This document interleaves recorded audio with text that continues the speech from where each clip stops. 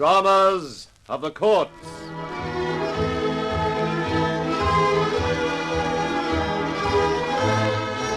The law awards and the law punishes. Presenting true-life jury trials. Stories in fictionized form typical of the unfolding human dramas of the court. Tonight, a classic Australian crime, The Third Partner.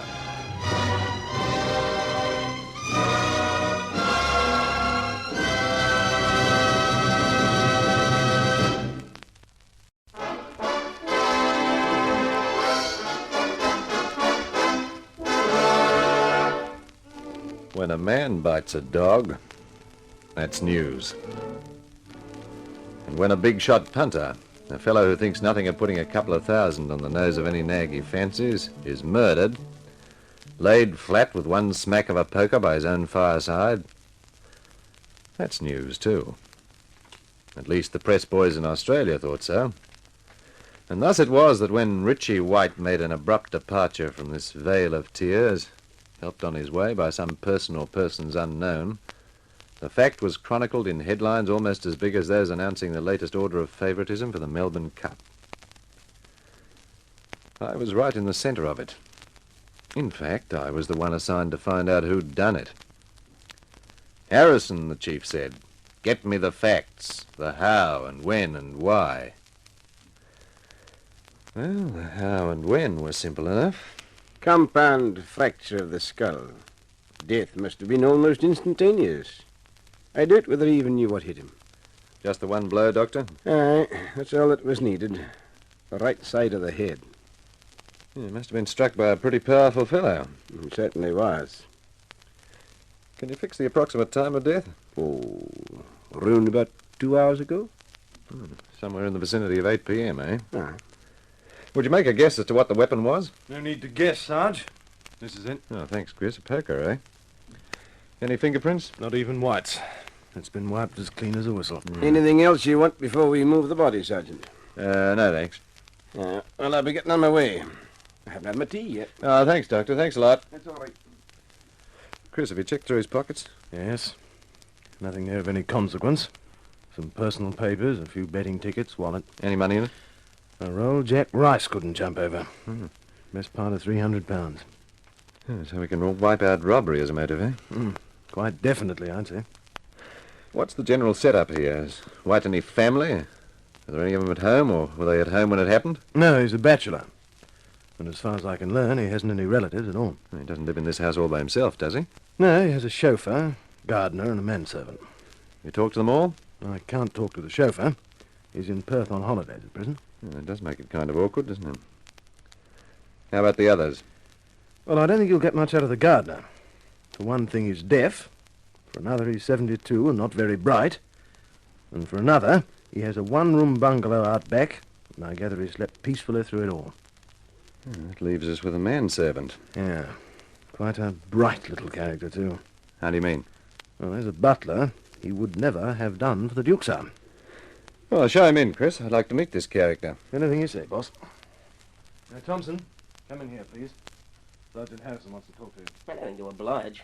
I don't think there's anything more to add to what I've already told. Sit down, Thompson. Thanks. Detective O'Brien tells me your employer was a bachelor with no apparent relatives, and that he lived here with only yourself, a chauffeur, and a gardener, correct? That's about it. How long have you been with him? 5 years. Where'd you work before then? Around the tracks. Racetracks? Yeah, I was a hoop. Crashed in a handicap race. Lost my nerve and didn't ride again. The boss, he'd made some big kills on my nag, so he gave me a job. Nice soft berth it was. Tell me, did your boss have many friends? Not many, I guess. The boss kept to himself. I reckon Michael Foyle was about his closest mate. Some of the bookies used to drop in occasionally for poker. Foyle. Is that the stockbroker, Chris? Yes. He and White were gold prospectors. About 10 years ago, they made a lucky strike together somewhere north of Alice Springs. So they sold their claim for some fantastic sum and came to the city to live. Oh, I see. And they've remained friends ever since, eh, Thompson? They're pretty thick. How about the opposite sex?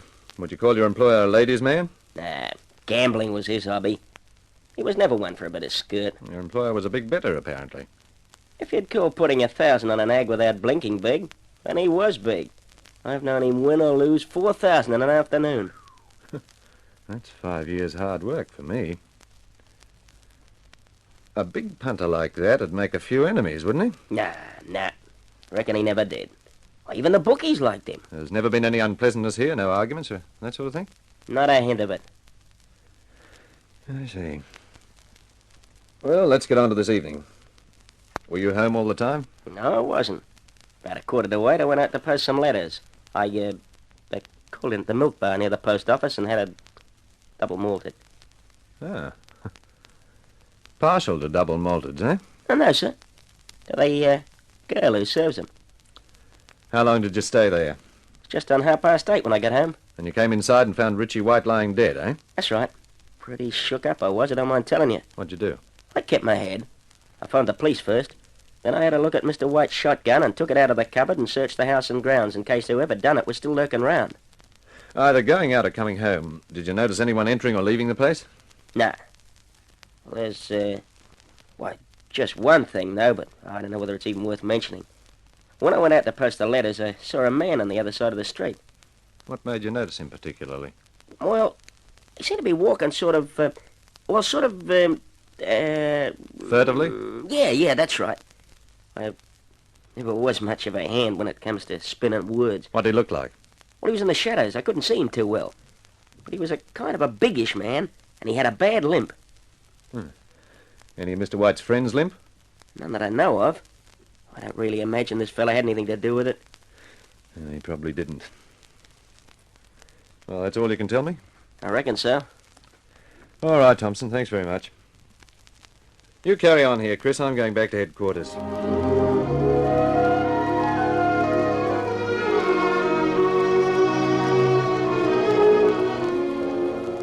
There were no further developments that night. Next morning, I was still groping around for a lead when I got a message from the chief to see him in his office. I went around. There was a big, well-dressed man of about 45 with him. The hard-bitten, successful businessman type. Sergeant, this is Mr. Michael Foyle. How do you do? Good morning, Sergeant. Mr. Foyle is, or rather was, a close friend of Richie White's. Oh, this is a bit of luck. I was planning to call on you today in the hope that you might be able to throw some light on Mr. White's death. That's exactly why I'm here. Mr. Foyle and I belong to the same club, Harrison. That's why he came straight to me. I see. You've got some information, Mr. Foyle? I think I can name the man who murdered Richie White. Well, that's fine. Who was it? I think it was William Browning. Who's he? He was White's partner, and mine years ago. You mean in your gold-digging days? That's right. I think you'd better tell Sergeant Harrison the whole story as you told it to me, Mr. Foyle. Certainly. White and I had been prospecting a couple of years without much luck, when we met up with Browning in a pub at the Alice. He seemed a decent sort of chap, was on his own, and the three of us got to talking. So you're thinking of trying your luck in the Murchisons, eh? That's right, Browning. Richie and I have heard of one or two good strikes out that way. Isn't that right, Richie? Yeah, that's right, me. Yeah, you might get on to something at that. If you're lucky. Wouldn't mind having a go myself. Like to be in on it? What do you say to that, Richie?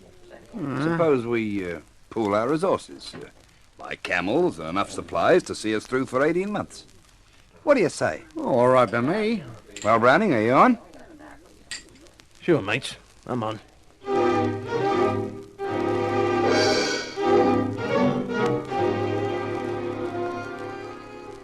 The Murchison Ranges, southeast of Tennant's Creek, is pretty rough country.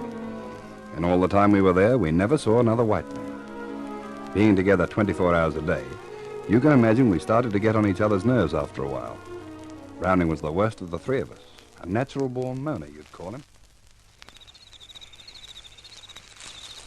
6 months we've been at it. 6 months without a sign of a payload. I tell you, we've picked a dud. Ah, stow it, Browning. You've had enough of your whinging. Night and day, week after week. I tell you, I'm sick of it. Don't you think I am? I tell you, I'm pulling out. Now, look here, fellas. Can't we discuss this thing calmly? Calmly, you say? What do you want us to do? Sit around until we die of thirst? Shut up. Things are tough enough without your continual moaning. I'm entitled to me say. All right. If you won't shut up, I'll shut you. Why, you... Hey, you fellas, break it up. Break it up. Leave him alone, Mick. We're going to settle this once and for all, you.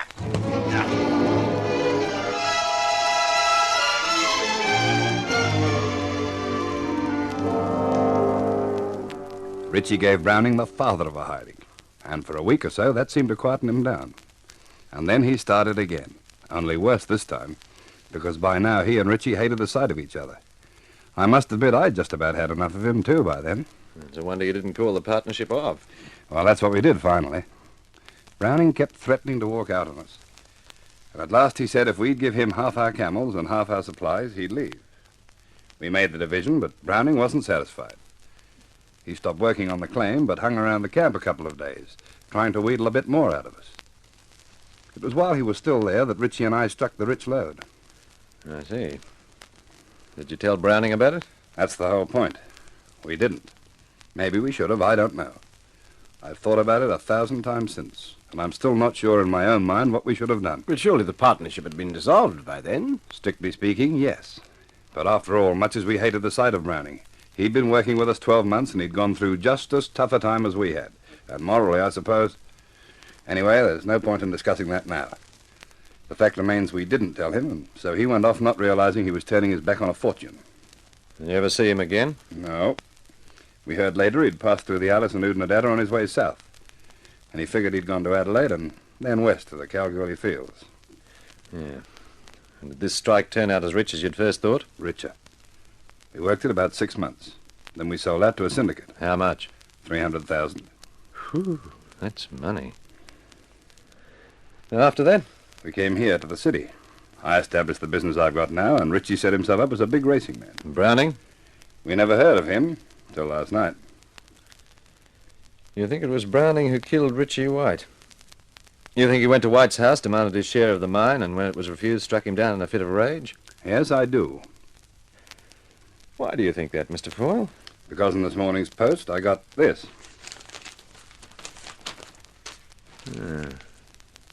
2 words. A plain sheet of ordinary notepaper. You next. You think Browning wrote that? I'm sure he did. You see how the words are written in a large, crude, unformed schoolboy hand? Browning hadn't had much education. That's exactly how he wrote. He hasn't even attempted to disguise it. Tell me, what's this Browning look like? Oh, he's a big man, dark, with a surly, bad-tempered face. Aggressive chin and a broad, flattish, almost negroid nose. Rather like a broken-down pugilist. Any other marked physical characteristics that might help us identify him? As a matter of fact, yes. He broke his left leg years ago in a horse-breaking accident. It had never set properly. Ever since, he's walked with a decided limp.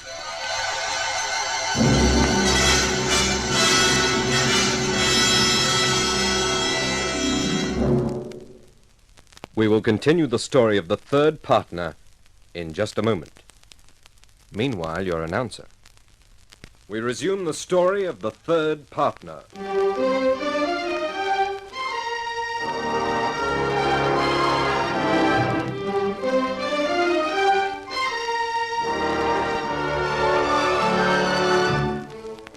Later that morning, I got Foyle to dictate and sign a short statement covering the story he'd told us. When he'd left, I called back to see the chief. Well, what do you make of it all, Harrison? I've sent out a general alarm for this Browning, sir. You think Foyle's guess was right, then? There's not the slightest doubt about it, sir. Looks as though it was Browning, all right. And how about the rest of Foyle's story? You mean about what happened at the mine and so on?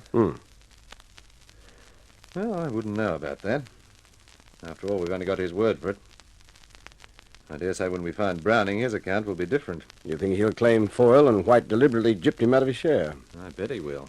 Yes, I suppose it's an obvious defense. Exactly. What's more, Chief, I wouldn't be surprised if Foyle toned down the story to us considerably. And that's what really did happen. If you considered White and Foyle's position, you'd realize there was a big temptation for them to double-cross their partner. Maybe you're right. Still, that's beside the point. We're not so much concerned with what happened 10 or 11 years ago as with what happened last night. Someone killed Richie White. And it looks like his name is William Browning, so it's up to us to find him. And, if he's guilty, to pin the crime on him.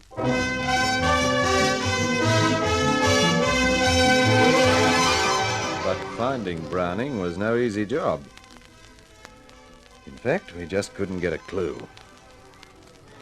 There are 1.5 million people in this city, and between us, Chris O'Brien and I must have interviewed the 500,000 odd. And not one of them could tell us anything of a fellow with a limp who looked like a broken-down pug. Just to keep the ball rolling, I got a cop who understood figures to go through Richie White's passbooks and so on.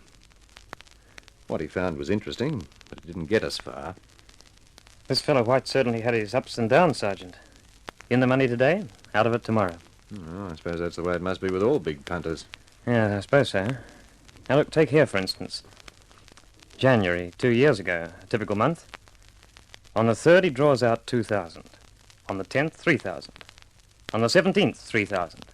On the 24th, 2,500. That's 10,500 in a month. Sounds like the books must have given him a hiding.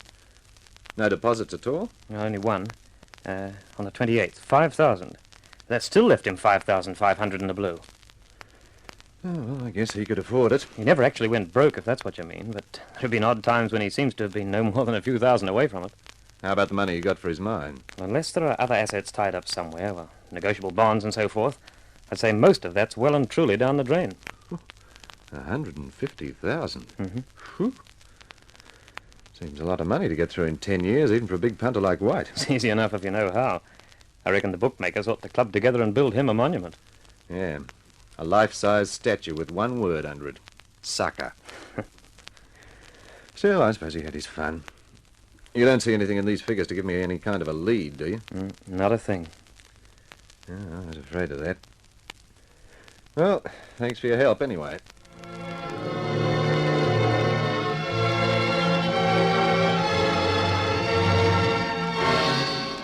Our accounts man hadn't been as helpful as I'd hoped. But what he'd told me started a train of thought that, although it seemed to lead nowhere, still somehow seemed to hold out hope. But there were other things requiring more pressing attention. The papers were demanding to know when we were going to make an arrest, and the chief was getting a bit edgy. So for the sake of appearances as much as anything else, I decided Chris O'Brien should make a trip. To Alice Springs? What am I going to find in that dump? If you think Browning might have returned there, you can forget it. I've already checked with the local police, and they say they haven't seen him in years. All the same, we might be able to find out something about him. Such as what? How do I know? Then why are you sending me there? Oh, for Pete's sake, Chris, we've got to do something, haven't we? Everyone's howling for action. So I've got to be the patsy, eh? Well, what are you complaining about? It'll be a nice little vacation, won't it? What's nice about it? Besides, I've got a date with a blonde on Friday night. Oh, that's all right. I'll keep her warm for you. That's just what I'm scared of.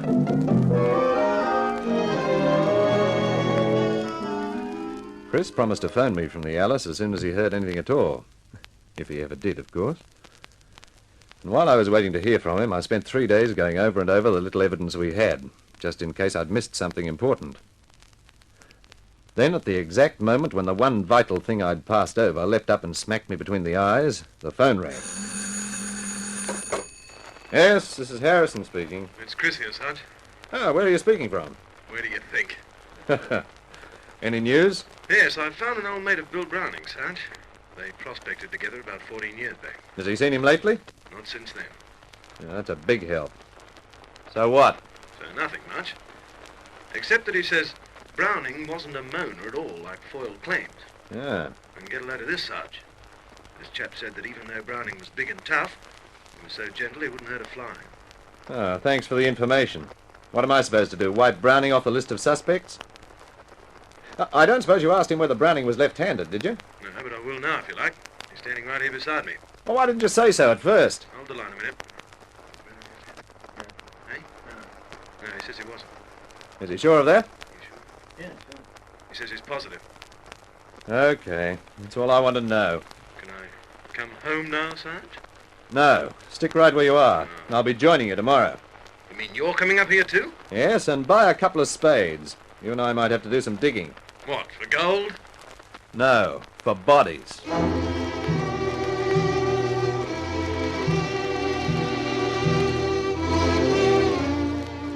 I'd rather not talk about those next 3 weeks. If what Chris and I went through is the normal sort of life gold prospectors lead, I'll stick to being a cop. Half a dozen times we felt like chucking it, but somehow we stuck it out. And at last we found what we were looking for.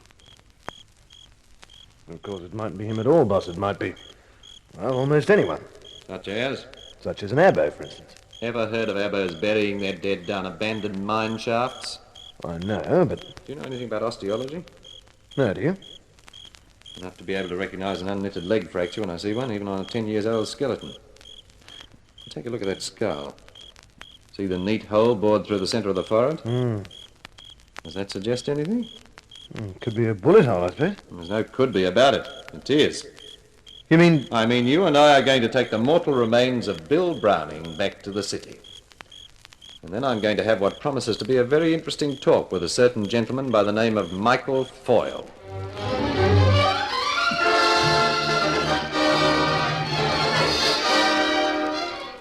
The chief thought I was pulling his leg at first. But a medical report on the bag of bones I'd brought home convinced him otherwise. Even so, we took our time. There were a few loose ends to be tied up first. It wasn't until they were neatly knotted that we called in Foyle. I'm sorry to trouble you again, Mr. Foyle, but there are a few rather important questions we're obliged to ask you. That's quite all right, Commissioner. Anything I can do to help, you know. Anything at all. Have you found Browning yet? Yeah, we found him. Why? Why, that's splendid. What We'll does he... talk about that later. Mr. Foyle, how long had Richie White been blackmailing you? Blackmailing me? I don't know what you're talking about. In the last 2 years, Mr. Foyle, White paid no less than 5 sums of exactly £5,000 into his current account in cash. Well? By a singular coincidence, one day earlier in each instance, you drew £5,000 out of your current account, also in cash. What does that prove? It's plain enough, surely. But White and I were old friends. Why should he blackmail me, as you put it? For the usual reasons, because he was short of money and because he had something on you which you'd paid for him to keep quiet about. This is absurd. What could White possibly have had on me? That's what I'm asking you, Mr. Foyle. All I can say is to repeat that I don't know what you're talking about. Mr. Foyle, will you please sign your name on this blank sheet of paper? What for? Just as a matter of interest. Please sign it. All right.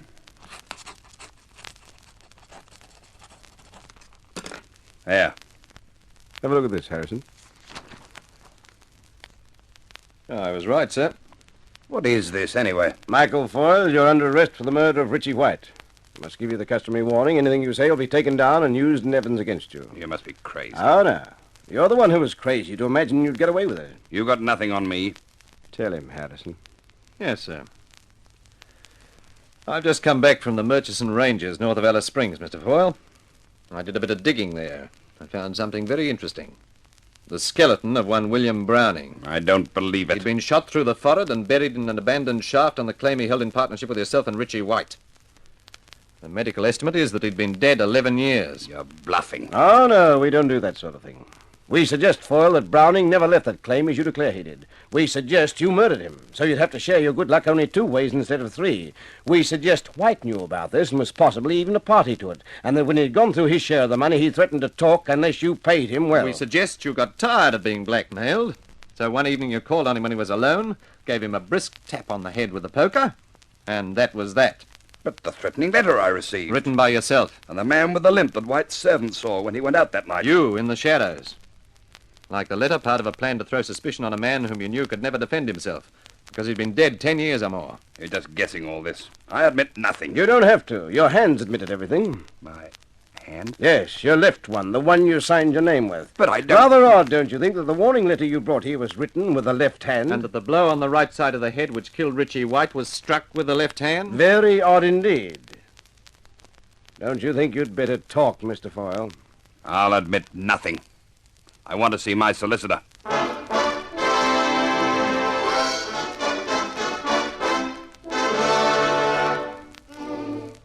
Foyle admitted nothing at the trial, either.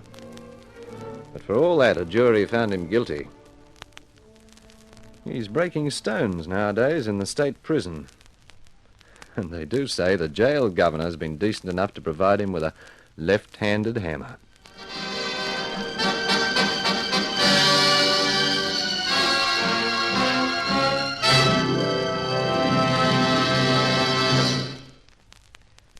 In a moment, I'll return with further news of these true-life dramas of the courts.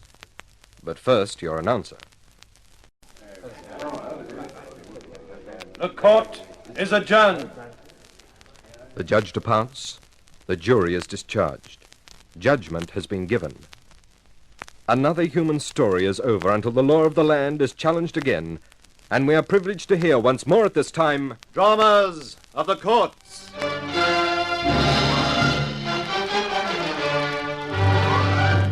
This feature is a Grace Gibson radio production, produced by Reg Johnston.